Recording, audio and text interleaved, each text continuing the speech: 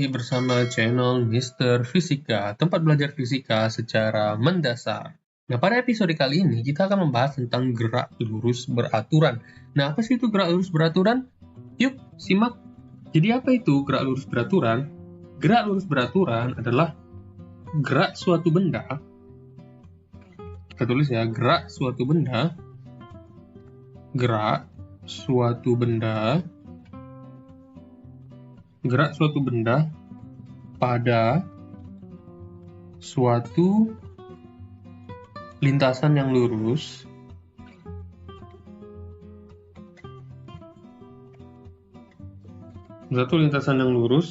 dengan kecepatan konstan. Dengan kecepatan konstan. Maksudnya apa? Maksudnya adalah nilai kecepatannya itu tidak berubah. Seperti yang kita bahas di episode sebelumnya, ada seekor kuda ya, yang bergerak ya, dengan kecepatan konstan 8 meter per second dari detik 4 sampai 6. Nah, jadi itulah dia yang maksud dengan gerak lurus beraturan. Jadi ada suatu benda yang dia bergerak di suatu lintasan yang lurus. Jadi misalkan ada mobil misalnya. Nah, jadi misalkan tuh ada mobil ya. Dia tuh bergerak di suatu lintasan yang lurus dengan nilai kecepatan yang konstan. Pertanyaannya adalah di gerak lurus beraturan ini. Di gerak lurus beraturan ini, apakah nilai kecepatan rata-ratanya? Oke, kecepatan rata-rata ya. P dengan garis di atasnya. Apakah sama dengan nilai kecepatan sesaatnya? Jawabannya adalah yes, sama. Kenapa? Alasannya simple, alasannya sederhana, karena di dalam gerak lurus beraturan atau yang kita singkat dengan GLB, ya, kecepatan bendanya konstan. Kecepatan bendanya konstan. Nah, jadi misalkan nih, di dalam suatu lintasan yang lurus, jadi ada mobil yang bergerak lurus, ini misalnya. Oke, jadi misalnya ada mobil,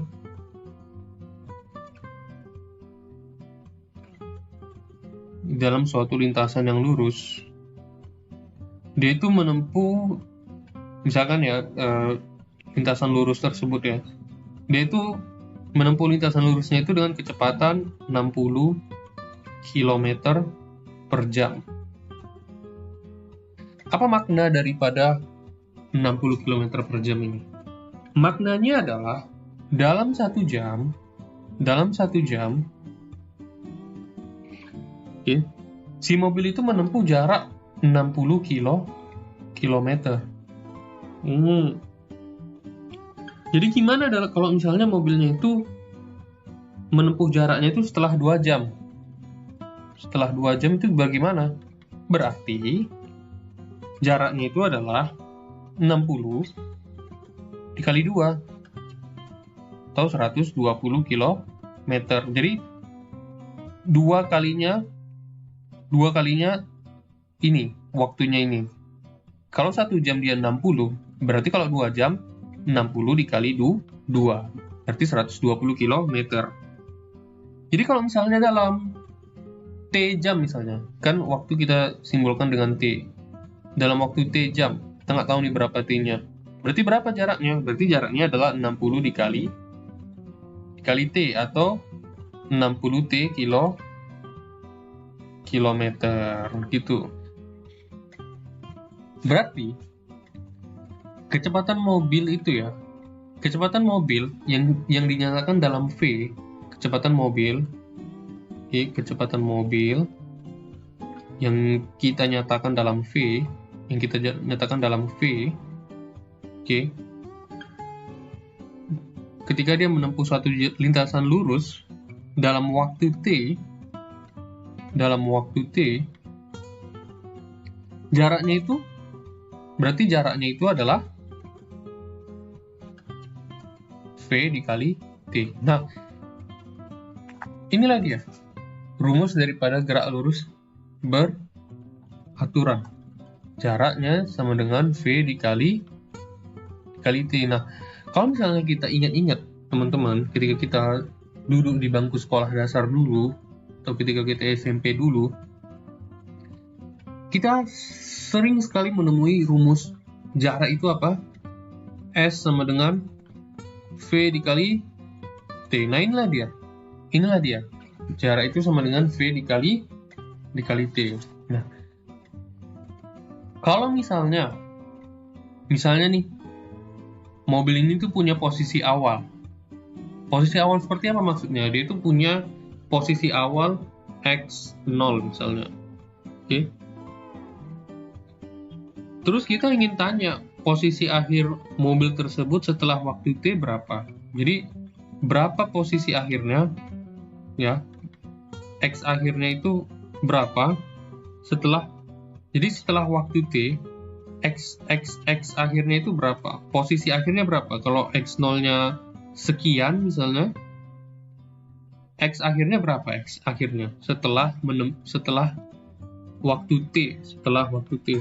Nah, dirumuskan dengan X sama dengan X0 ditambah V dikali T.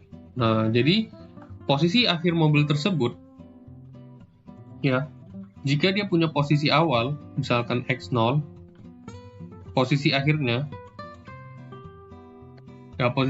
adalah X0 ditambah V dikali T.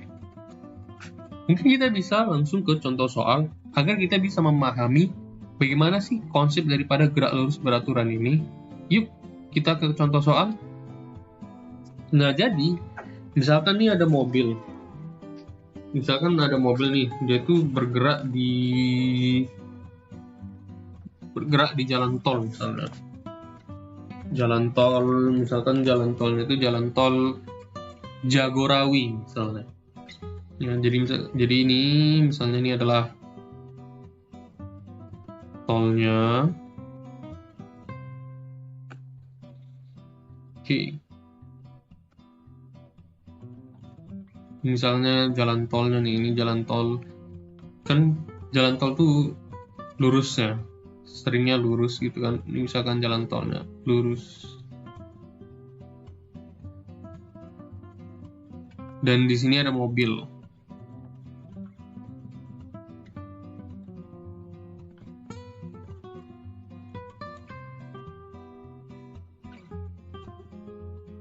Nah, apa soalnya? Jadi pada jarak 10 km dari pintu gerbang tol, mobil bergerak dengan kecepatan 90 km per jam selama 15 menit.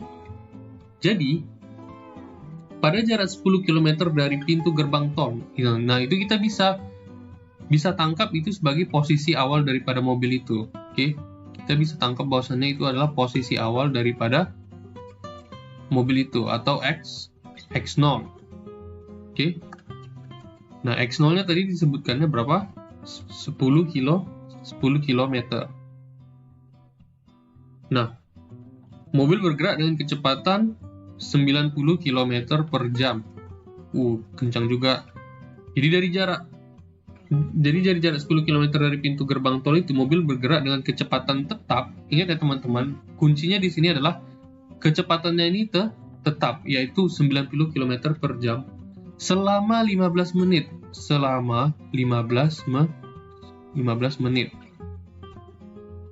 Nah, sekarang pertanyaannya adalah hitung posisi mobil setelah bergerak 15 menit. Jadi hitung posisi mobil setelah bergerak 15 menit. Artinya dia nanya apa? Seperti tadi yang kita bahas, posisi akhir atau X. Dia nanya X, posisi akhir, X-nya berapa. Terus kemudian dia juga nanya, hitung juga jarak yang ditempuh mobil selama 15 menit. Dia nanya jaraknya berapa. Kemudian dia juga minta gambarkan juga grafik P terhadap T. Jadi grafik P terhadap T. Nah, kita jawab ya.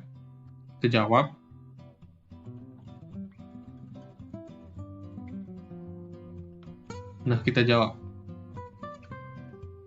Pertama, teman-teman. Oke, pertama. Nah, ini dari gambar ini tuh bisa kita tambahin lagi nih. Inilah aja VT-nya. Oke. Dan dia nanya selama 15 menit. Oke. Selama 15 menit. Kan mobilnya bergerak ya selama 15 menit itu. Oke.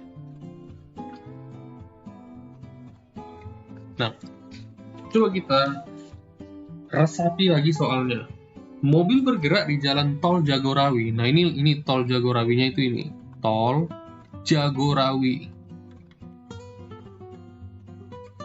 Oke.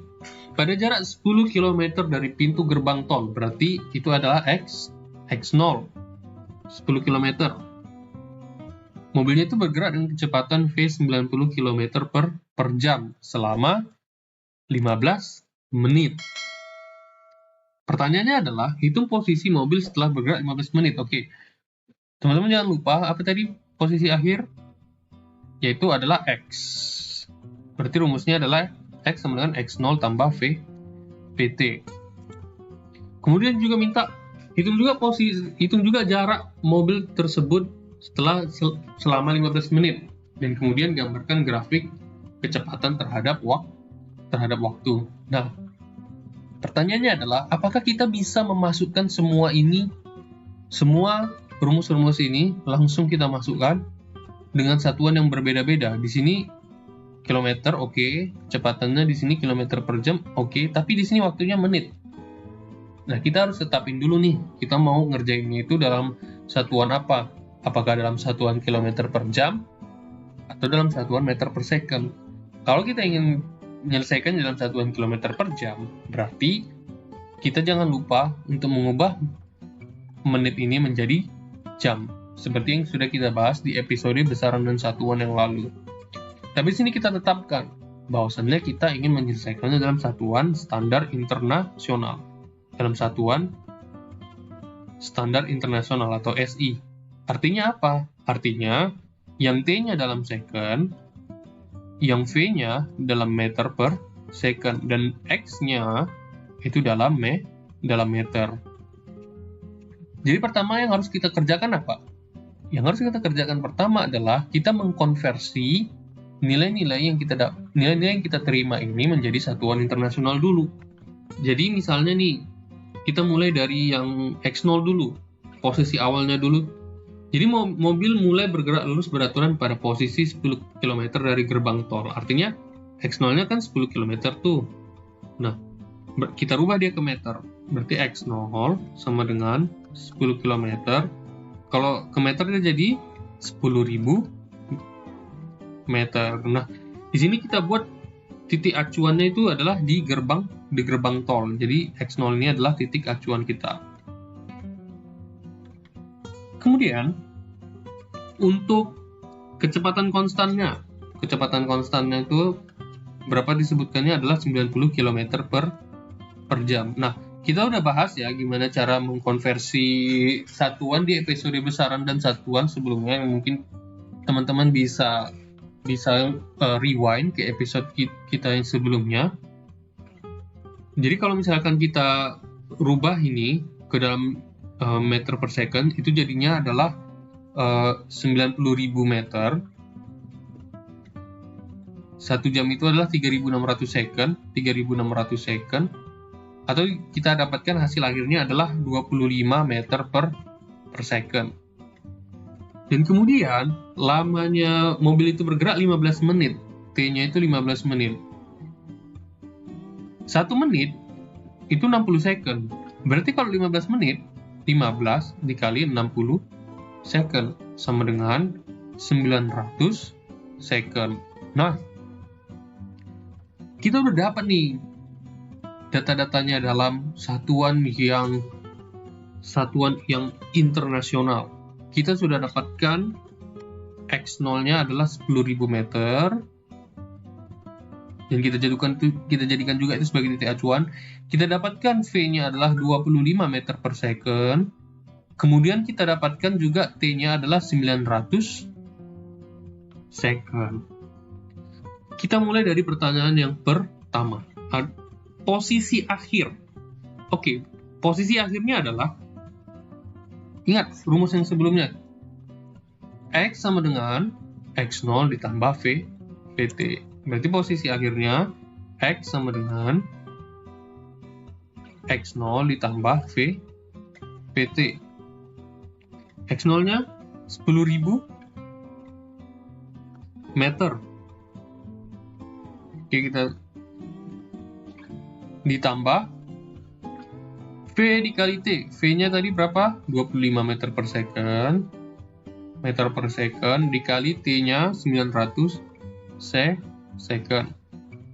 Di sini nanti kita akan dapatkan hasil akhirnya adalah 32.500 meter. Nah, jadi posisi akhir mobil setelah bergerak selama 15 menit adalah 32.500 meter. 32.500 meter. Oke. Bagaimana dengan jaraknya? Nah, untuk jarak ini mudah sekali teman-teman. Ingat aja ini. V dikali T. V dikali T. V dikali T. Nah, untuk jarak berarti rumusnya adalah ini tadi X ya. Berarti kalau untuk jarak itu mudah saja teman-teman. Untuk jarak berarti V dikali T. V-nya berapa? 25 meter per second. Dikali T-nya berapa? 900 second. Berarti jaraknya berapa dong? Jaraknya adalah 22.500 meter. Nah, cukup mudah kan? Simple. Kalau misalkan ditanya posisi akhir, kita cari tahu dulu di mana posisi awalnya. Itu kita jadikan titik acuannya. Dan untuk kasus ini, tol Jagorawi, posisi awalnya adalah 10 km dari gerbang tol Jagorawi. Udah deh, kita kalikan V kali T, P kita kalikan dengan T, kita tambahkan dengan posisi awal tadi atau X0, dapatlah kita posisi akhir. Kalau ditanya jarak, berapa jaraknya setelah selang waktu, untuk kasus ini 15 menit, berarti kecepatan kita kalikan dengan waktu. Dan jangan lupa untuk mengubah satuan-satuannya ke satuan yang kita inginkan. Tapi saran kita untuk penyelesaian soal-soal seperti ini yaitu adalah kita rubah dia ke satuan sistem internasional, di mana T itu dalam second, V itu atau kecepatan dalam meter per second, dan posisi itu dalam meter. Dan yang terakhir, pertanyaannya adalah grafik V terhadap T.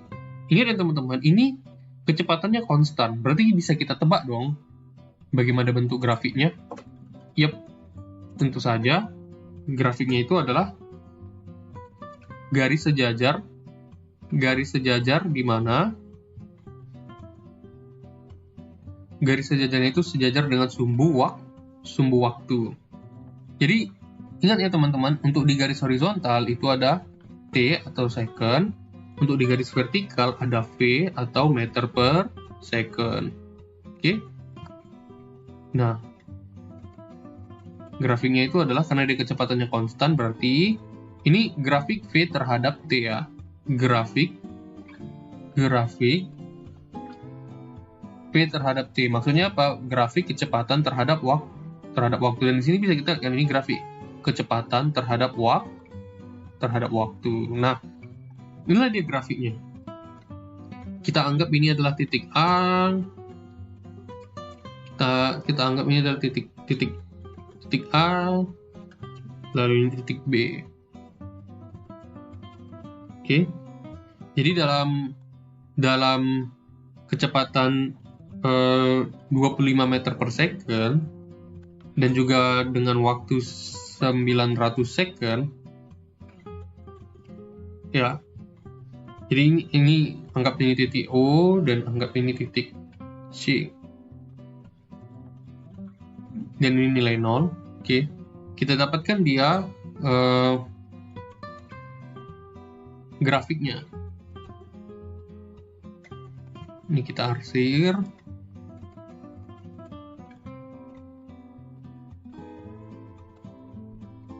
Nah, inilah dia grafiknya. Jadi kalau misalkan kecepatannya itu dinyatakan konstan, nah kali ini kan kita masuk gerak lurus beraturan, berarti kecepatannya konstan. Inilah dia bentuk grafiknya, yaitu yang dimana garisnya itu mendatar sejajar dengan sumbu waktu. Nah, oke. Nah, inilah dia. Nah, dari grafik ini kita tuh bisa melihat suatu bentuk kan, yaitu titik yang kita namakan tadi ada titik A, B, O, C, ya, atau kita buat dia dalam persegi panjang seperti ini. Oke, A, B, O, C, yang dimana yang mendatarnya itu adalah nilainya 900 karena itu waktu, dan yang ini panjang dan ini lebarnya adalah 25. Ya. Luasnya berapa? Kalau luas persegi panjang itu apa teman-teman? Panjang kali lebar. Itu sama dengan 25 dikali 900 menghasilkan 22.500 meter. Dan ternyata luasnya itu, ya, luas daripada persegi panjang ini sama dengan jarak yang tadi kita telah dapatkan. Nah, oke. Jadi ini adalah grafiknya. Jadi yang perlu kita ingat adalah untuk gerak lurus beraturan, grafik kecepatan terhadap waktunya adalah selalu bentuknya seperti ini. Untuk di lintasan yang lurus dengan kecepatan yang konstan, maka gambar grafiknya adalah garis yang sejajar dengan sumbu waktu dengan nilai kecepatan berapa. Nah, dengan nilai kecepatan yang sudah kita dapatkan dari data ataupun dari pengerjaan soal lainnya. Tapi kali ini kita dapatkannya dari data, dan inilah adalah gambar grafiknya. Oke, jadi kita review sedikit. Gerak lurus beraturan adalah gerak suatu benda pada lintasan lurus. Ingat ya teman-teman, sesuai dengan namanya nih, gerak lurus beraturan. Gerak yang berada di satu lintasan lurus dengan kecepatan konstan. Maksudnya apa konstan? Maksudnya nilainya itu tetap gitu. Jadi kalau misalkan dia 8 meter per second, misalnya dari detik 4 second sampai 10 second, terus dia 8 meter per second. Nah, jadi itu dia. Dan gerak lurus beraturan itu disingkat dengan GLB. Kecepatan rata-ratanya itu sama dengan kecepatan sesaatnya. Kenapa? Karena kecepatannya konstan. Nah, misalkan ada mobil 60 km per jam, artinya 60 km per jam itu adalah dalam waktu 1 jam dia menempuh 60 km. Berarti kalau misalnya 2 jam berapa? Kalikan dengan kelipatan jamnya. 2 jam berarti 60 kali 2. Kalau T jam berapa? Berarti 60 kali T. Dan itulah dia jarak. Jarak itu adalah V dikali T. Seperti yang dulu kita sering bahas dari kita SD dulu sampai SMP ya. Jarak itu V dikali T. Kalau mobil tadi itu punya posisi awal, berarti posisi akhirnya gimana? Posisi akhirnya dirumuskan dengan X0 ditambah V kali T. Dan untuk soal tadi, ya, misalkan ini di tol Jagorawi, jadi kita tentukan dia titik acuannya untuk nilai X0-nya, kemudian jangan lupa untuk mengubah satuan-satuannya itu ke satuan sistem internasional, kemudian kita masukkan deh ke apa yang ditanyakan. Kalau ditanya posisi akhir, berarti X0 tambah VT, kalau ditanya jarak, berarti V dikali T. Kalau ditanya bikinan grafik, jangan lupa bahwasanya karena kecepatannya konstan, maka grafiknya adalah selalu garis lurus yang sejajar terhadap sumbu waktu, yang dimana kalau kita keluarkan dia itu membentuk suatu bentuk bidang datar, yaitu persegi panjang, yang dimana luasnya itu sama dengan nilai jaraknya. Oke, sekian teman-teman untuk episode kali ini. Semoga kita bisa memahaminya dengan baik. Dan stay tune terus di channel Mr. Fisika, karena akan ada banyak sekali matematika fisika yang berguna untuk kita ke depannya, untuk kita belajar fisika secara mendasar. Sekian dan terima kasih.